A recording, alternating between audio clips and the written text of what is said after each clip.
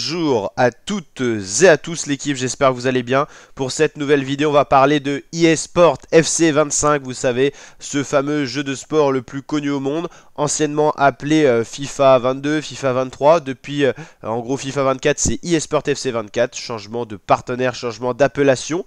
Le jeu va sortir en France le 27 septembre 2024. Il était sorti en précommande dès le 20 septembre pour ceux qui achetaient la version Ultimate, donc un peu plus cher.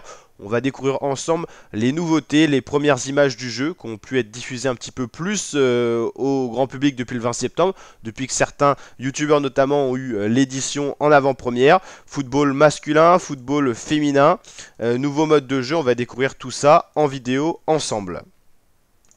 Donc déjà, pour savoir, le jeu ne sortira pas au même moment sur les consoles ou sur PC. En France, par exemple, l'heure de sortie d'FC 25 sur console, c'est dès minuit, donc dès ce soir, dès le 27 septembre à 0h pile. Pour le PC, les PC, ça apparaîtra à 6h le 27 septembre, un petit peu de retard. Il y a toujours des petits désavantages sur PC, des fois les jeux qui sortent en retard et tout. Bon là, ça joue à coup de 6h, on va pas se le cacher, il y a pire pour d'autres jeux.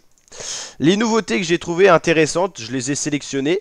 Gare aux fautes d'anti-jeu et aux nouveaux dribbles simples. Les fautes intentionnelles d'anti-jeu font leur apparition pour la première fois sur FIFA. Une combinaison de deux touches vous permet de ceinturer votre adversaire ou de le faire tomber en attrapant son maillot, ce qui déclenche automatiquement un carton jaune. C'est ce qu'on appelle, vous savez, ce fameux carton jaune intelligent. Quand vous savez que votre défense n'est pas replacée et tout ça, des fois il y a des fautes vraiment bêtes, mais qui permettent d'arrêter une action, d'inhiber une action de but. Et bien ça apparaît sur FIFA, ce qui va rendre le jeu encore plus réaliste. Et ça franchement je trouve que c'est une des meilleures nouveautés. Donc voilà, faute intentionnelle, vous pouvez attraper maintenant de manière plus simple votre adversaire. Mais attention, ça va automatiquement déclencher un carton jaune. Mais on sait que des fois il vaut mieux prendre un carton jaune qu'un but. Donc ça c'est plutôt pas mal, ça rend le jeu encore plus réaliste. N'hésitez pas à me dire ce que vous en pensez en commentaire. La précision des passes à l'aveugle ou en pivot a été affaiblie de manière à ne pas pouvoir se dépêter trop facilement d'un pressing, mais les meilleurs passeurs sont censés être encore en capacité d'envoyer le ballon à bon port dans ces situations. Les bons passeurs, on peut penser voilà, à N'Golo Kanté, on peut penser à Antoine Griezmann si on s'intéresse aux joueurs français. Si on s'intéresse à des joueurs un petit peu plus à l'international, en Espagne par exemple, il y a de très bons joueurs de ballon, donc on peut penser que ces joueurs-là pourront toujours avoir cette capacité de passe toujours assez impressionnante sur eSport FC 25. Pedri, tout ça, ou encore Lamine Yamal, la pépite espagnole qu'on a vu s'exprimer notamment dernièrement dans les dernières grandes compétitions, c'était l'Euro cette année notamment. Les dribbles 5 avec le stick gauche s'annoncent plus efficaces, en particulier lors des changements de direction à 180 degrés, non seulement parce que les joueurs sont plus agiles, mais aussi parce qu'ils peuvent désormais fluidifier leur mouvement avec l'autre pied.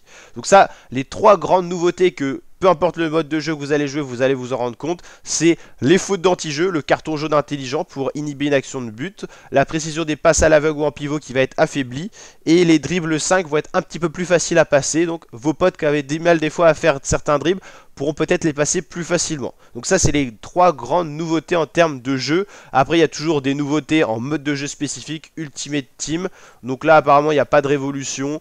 Il y a un nouveau mode de jeu qui apparaît, c'est le 5 contre 5.